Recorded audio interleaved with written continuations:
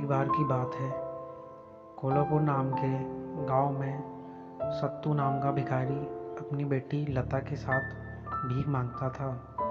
सत्तू को अपनी आंखों में ठीक से दिखाई नहीं देता था, इसलिए उसे कोई काम नहीं मिलता था। वह अपनी बेटी के साथ लेकर भीख मांगने जाता था। लता को भी भीख मांगना पसंद नहीं था। वह पढ़ना लिखना चाहती थी। जब वह सेठानी के घर भीख मांगने जाते तब उसके बेटे विराट को पढ़ते देख उसे अच्छा नहीं लगता।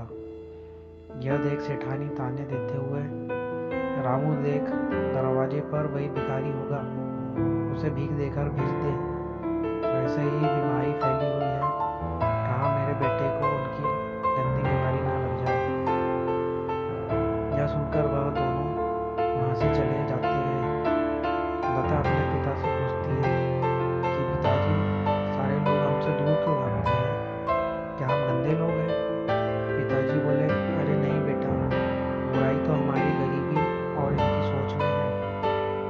लता बोली, पिताजी, एक दिन मैं डॉक्टर बनकर आपकी आंखों का इलाज कराऊंगी और इस गांव में एक अस्पताल भी खोलूंगी। उसके पिताजी बोले कि बेटा, हमारे पास 2 वक्त की रोटी भी मुश्किल है, अस्पताल कैसे खोलेंगे? तभी उसके पास एक औरत आती है और लता को कहती है, अगर तुम हमारे टॉयलेट साफ़ कर दोगी तो तुम्हें मैं कुछ पैसे भीख में दूंगी। लता ने उसका टॉयलेट साफ़ किया और उसे बहुत बुरा लगने लगा।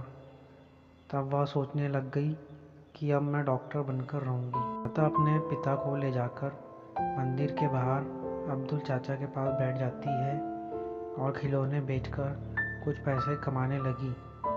और फिर वह गांव की शिक्षिका से किताब लेकर सरकारी स्कूल में पढ़ने गई। अब लता रोज़ स्कूल से आकर खिलौने बेचती और अपने पिता का ध्यान भी रखती। लता रात रात भर जागकर पढ़ाई करती और हमेशा अव्वल नंबर लाती। लता की कामयाबी देखकर गांव के सभी लोग हैरान रह गए। धीरे धीरे लता बड़ी होती गई और कॉलेज में दाखिला लेने के लिए परीक्षा देने लगी। उसकी शिक्षिका उसका पूरा साथ देती थी। परीक्षा में अव्वल करके उसके पिताजी और शिक्षिका बहुत खुश हुए।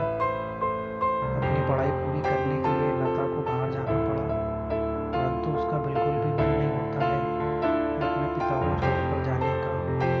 तब शिक्षिका उसके पिता की सारी जिम्मेदारी लेने के लिए तैयार हो जाती है। बाहर जाकर लता बिल्कुल लगन के साथ अपनी पढ़ाई जारी रखती है। थोड़े समय तक उसकी कोई खबर नहीं आती है और गांव में फिर से महामारी फैलने लगती है। लता के पिता और बीमारी से अस्पताल में पड़े रहे। वहाँ कोई भी डॉक्टर नहीं आ रहा था। इतने में एक नर्स आकर बोलती है कि आप दुखी मत होइए, आज हमारे अस्पताल में एक बहुत बड़ी डॉक्टर इलाज करने आ रही है। तभी वहाँ लता आती है और सभी उसे देखकर हैरान रह जाते हैं। तभी वह अपने पिता के पैर छूती है और सबका इलाज शुरू कर देती है। सबके ठीक होने के बाद लता अपने पिता की आंखों का भी ऑपरेशन कर देती है और रोशनी वापस आ जाती है। लता को देखकर सभी को शर्मिंदा महसूस होता है। सभी उसकी कामयाबी को देखकर बहुत खुश होते हैं और उसको माला पहनाकर सम्मान करते हैं।